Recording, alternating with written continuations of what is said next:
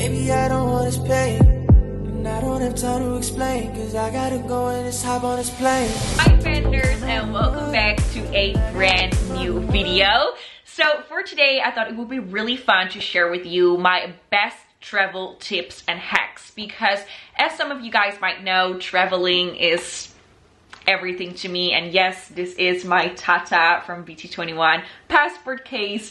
I use this thing a lot. Nowadays, I'm very blessed and kind of ashamed to say this because I know I'm in a really fortunate situation, but I spend about 3 weeks at home here in the Netherlands where I'm from, and then 1 week out of the month I travel somewhere. And I know that's amazing, and I'm again super fortunate and blessed that I'm able to do that. I also lived abroad for a while when I was modeling. I lived in Paris and lived in Cape Town. Again, longtime subscribers might already know this, but you know, for the ones that are new to my channel, just some information, just some background on how I gained this knowledge of traveling, and why you should take advice from me. Well, you don't have to take advice from me, let me make that clear, but I feel like because I got quite the experience, I know a thing or two that might help you out. So if you are going to travel soon, or you're just as excited about the subject of traveling as me, then stick along, because I've written down all kinds of tips and tricks in my little notebook. So we're going to, and by the way, I always use my notebook as a scrapbook as well whenever I'm traveling, and I always put in little postcards and receipts and everything like that. Yeah, I love that, making sure that I don't forget anything and holding on to these lovely memories that I made. So first tip is researching your location and the season that you're going to travel in. So of course, this is a no-brainer. Everybody does research, obviously, but where a lot of people used to go on TripAdvisor or, you know, websites, they used to read blogs, I feel like our internet usage has changed so much over the years, and now obviously social media is our main source of information. And that can be both negative and positive, but I genuinely feel like when it comes to traveling, TikTok and Instagram are great resources. When you want to visit a certain location, there is nothing better than just scrolling on TikTok for hours and hours and seeing all kinds of different people with all kinds of different experiences, and actually seeing the place, not just in photos, but in video form. And I think that says a lot more, because video, although it can be edited and you know, it's a little bit more unfiltered than a picture, and it allows you to actually see the location better. Last year I went on a trip with my grandpa, and I wanted to do something that was fun for the both of us, obviously, and I know that my grandpa loves plants and flowers and trees and anything that has to do with nature. And so on TikTok, I saw somebody that went to this botanical garden in Malaga, in Torremolinos, and it was so amazing. I already knew kind of what to expect because of the videos that I saw, and then when I arrived, it was one of the best things that we did on that holiday, and my grandpa still talks about it. So yeah, definitely use TikTok as your travel guide or your travel inspiration. Then I also highly recommend you to research the season before traveling somewhere, and this has to do with a lot more than just the weather. And I'm gonna use my recent trip to Ibiza that I went on in December as an example, because as you guys know, I always go to Ibiza as like my home away from home, so I knew what to expect, obviously. But if you go just off of the average temperature per month, you might think, okay, December, that's a great month to travel to Ibiza. It's sunny, there are barely any rain days, and it is, because I was able to go to the beach, wear just my bikini, and I was living my best life. But all of the beaches were completely empty. A lot of restaurants and bars and shops were closed.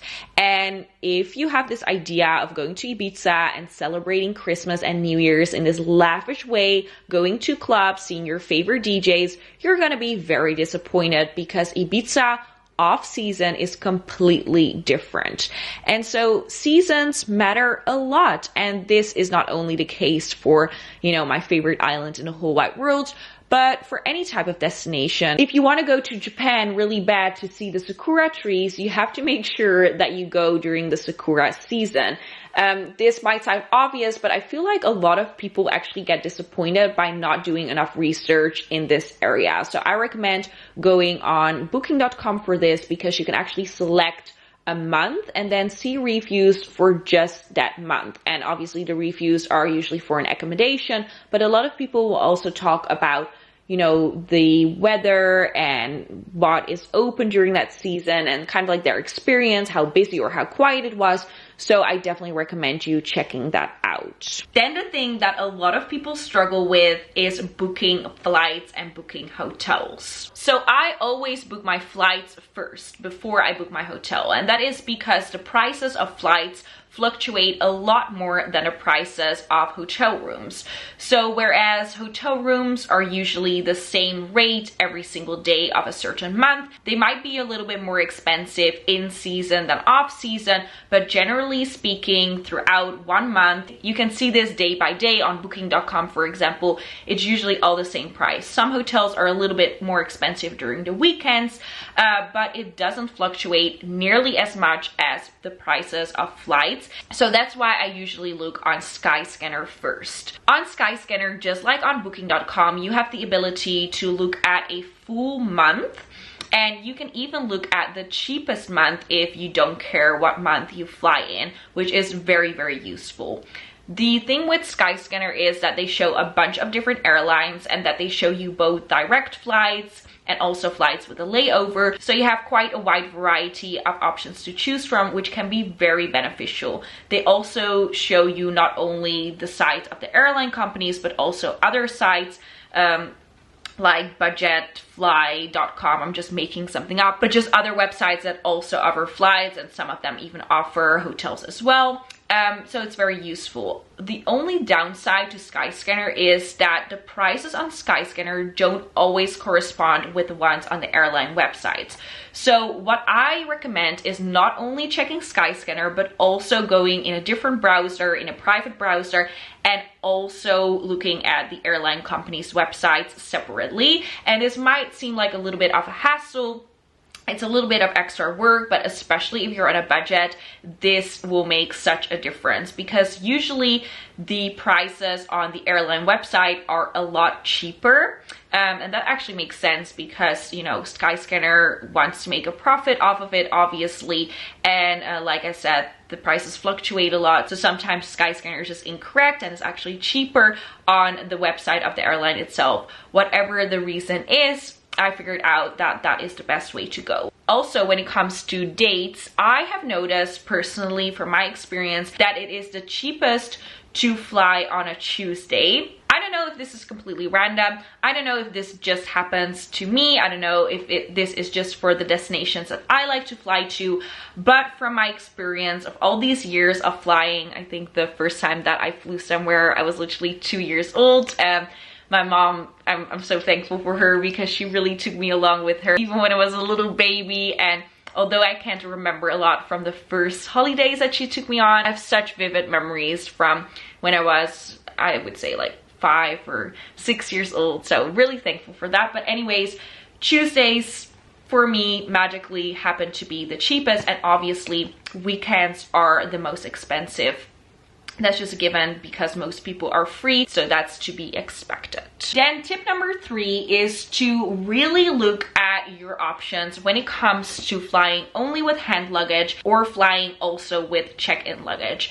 And I know a lot of people that are frequent travelers absolutely hate on check-in baggage, and I completely understand it because it is very, very pricey, especially nowadays. If you have a short destination flight, then sometimes checking in your luggage can be even more expensive than the flight itself. But for me personally, I couldn't fly without check-in luggage. First of all, there are liquid restrictions. Some airports still require you to put every single liquid that you have in this little Ziploc baggie, and if it doesn't fit, then it's out. And you can't bring anything with you over 100 milliliters. But for example, Amsterdam Schiphol Airport, that's the airport that I fly from, they have now removed that policy because they have different scans, so you can even bring unopened water bottles. But then I was in Spain and they didn't even allow me to bring the tiniest little drink. So, you know, it really depends. But if you fly only with hand luggage, then that means that you have a limited amount of liquids to take with you, which for me is devastating because I want to bring my perfume and my shampoo and my conditioner and, you know, a lot of stuff. But you do have to keep in mind that it is going to be a lot more expensive. So the tip that I have is, first of all, look at the kilograms that you want to take with you. The standard now is 15 kilograms, but sometimes if you're flying with 20 kilograms, it's only €1 or $1 more expensive. And for me, I actually need those extra kilograms. So I rather pay a little bit extra and then have more kilograms because that's way cheaper than if you are at the airport and they see that your luggage is too heavy and then you have to pay a $50 fine or something ridiculous like that. So definitely be mindful of the amount of kilograms that you want to have when booking your flight. And then a tip that I have, if you're traveling with somebody else, I do this all the time when I travel with my mom. We actually share check-in luggage, and that way we can split it and still take all the liquids we want with us, and the rest of our clothing we just put in our hand luggage. Also, I know this is not applicable for everybody because not everybody wants to travel with their pet.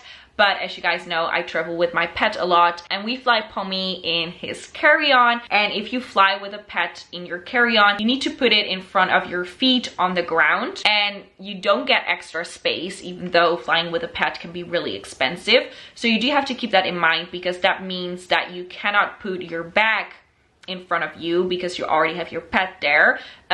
So if you then want to take your a hand luggage suitcase and you want to put it in the overhead luggage compartment above you and you want a separate bag, then that's just going to be too much. So I would recommend just flying with your pet and your tiny suitcase, and not also with a bag if you can't place it anywhere, or if the person that you're flying with that sits next to you doesn't want to put your handbag underneath their chair. Because take it from me, otherwise there's just not enough space. When it comes to packing your suitcase, this can be a very stressful moment. I know a lot of people absolutely freak out, but my best tip is to first make a list of everything that you want to take with you, and do this a couple of weeks beforehand, preferably like 2 weeks beforehand, so you have enough time to constantly add to the list. Then don't pack your suitcase all in one day, but actually gradually do it as time progresses. So usually I start with my clothing and my bikinis,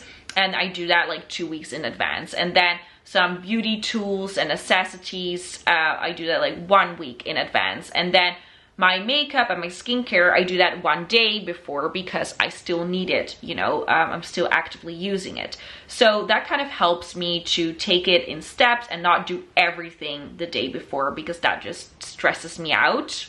Also, a great tip is to take pictures of your outfit combinations beforehand. This might seem a little bit excessive, but then you know exactly which bag to bring, the boots that you want to wear, even the matching scrunchies that you want to put on if you're a perfectionist like I am. That is something that really helps me. Also, when it comes to packing your suitcase, I always pack my liquids in a Ziploc bag, even in my check-in luggage, because sometimes things leak. If you're really unfortunate, sometimes things burst open and then your super cute, nice makeup bag will be ruined. So I just put all liquids in here, also deodorant and things like that, and then it all stays nice and protected in here. And then my makeup, I do put that in just a normal makeup bag. Then number 5 is arrive at the airport on time. So I know I sound like your mom when I say this, but trust me guys, especially after COVID, traveling has changed so much, and that's definitely due to the fact that airports just don't have enough staff anymore because they had to fire a lot of people in the COVID period, and those people found different jobs and just didn't come back. So airports nowadays are overwhelmingly understaffed, which is so unfortunate, but it is the reality. So I definitely recommend arriving 3 hours in advance, and I know some people think that that's crazy, that's excessive, but this is your travel day.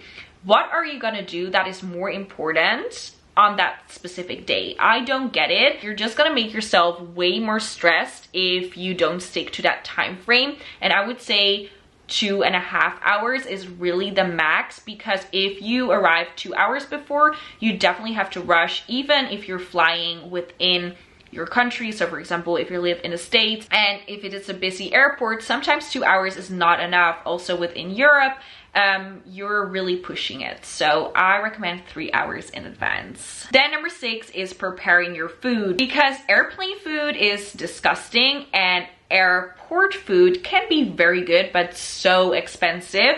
It is insane. Even a water bottle, I heard somebody say that on New York JFK airport, water was $10. $10 for water, that's insanity. So definitely make sure that, for example, in countries where you can drink the tap water, you bring an empty bottle with you. If you want to save on money, make your own sandwiches at home, bring some fruit with you, because let's be honest, we all want to spend that money on our destination and not whilst traveling. Then we have arrived at our destination. Yay, you're super happy. You're walking off the airplane and it is amazing. You've arrived in the country of your dreams. And then transportation. So when you've collected your suitcases, usually there is like a taxi area, but taxis can be quite expensive, especially if you don't know the prices up front. So if you want to take a cab, I always take a cab because it's the easiest. Definitely ask your cab driver beforehand how much is it gonna cost. But if you don't want to take a cab, if you think that's too expensive, or you're just in for an adventure, definitely use public transport. It can be so easy, especially from an airport to a city center. It's so much fun. It's like a little sightseeing tour. So I used to take the bus a lot, even on Ibiza, where it's like super easy to take a cab. When I was younger, I always used to take the bus, and it was the funnest thing because I could see all the hotels and the beaches, and it was just such a fun ride. And it takes a little bit longer, but then you pay like €2 or something crazy like that. So for me back then, it was definitely worth it. Then you have arrived at your hotel, which you carefully picked out because you saw all the prices on booking.com, and you watched all the TikTok videos of people also going to that hotel, so you know it's gonna be great, and it is great. And then it's time to go out of the hotel and to explore and discover.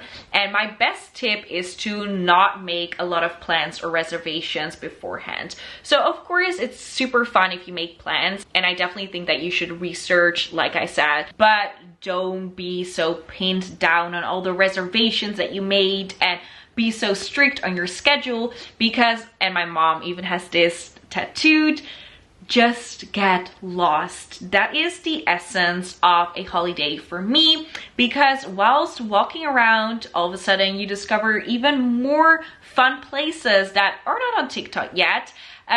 If you just walk around, then you discover new beaches. Maybe you just want to sip out of a coconut on the beach instead of a fancy lunch that you have booked 3 weeks in advance. Or maybe all of a sudden you walk past a supermarket and decide to do a little picnic somewhere.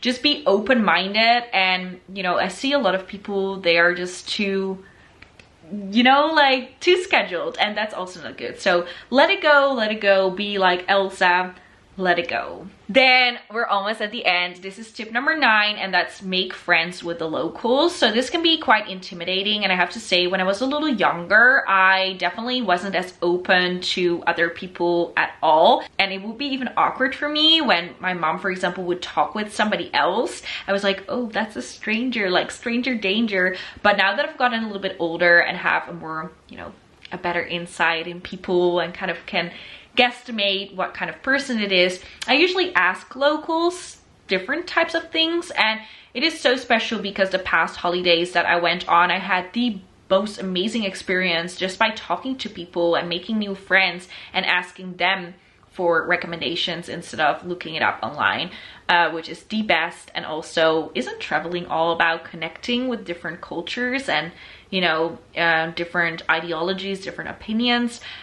So definitely do that, especially if you're traveling abroad, not just within your country or your continent, but if you're traveling really, really far away.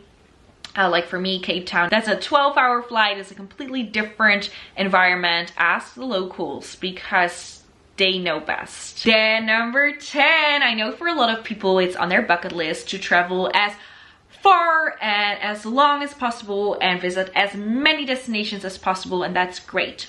But take it from me, as somebody who always goes to the same spots, you guys know, like, I go to Ibiza all the time, I go to mainland Spain all the time, I revisit almost every location that I go to, because trust me, and you don't have to visit a certain island in the Mediterranean Sea 50 plus times like me. That's a little excessive, I know, but trust me, when you visit a place for the second time, you will appreciate it a lot more, because the first time around it takes so much adjusting. You don't know which direction to walk in, you don't know which places are good, you're there for the first time and you're still taking in all these new impressions.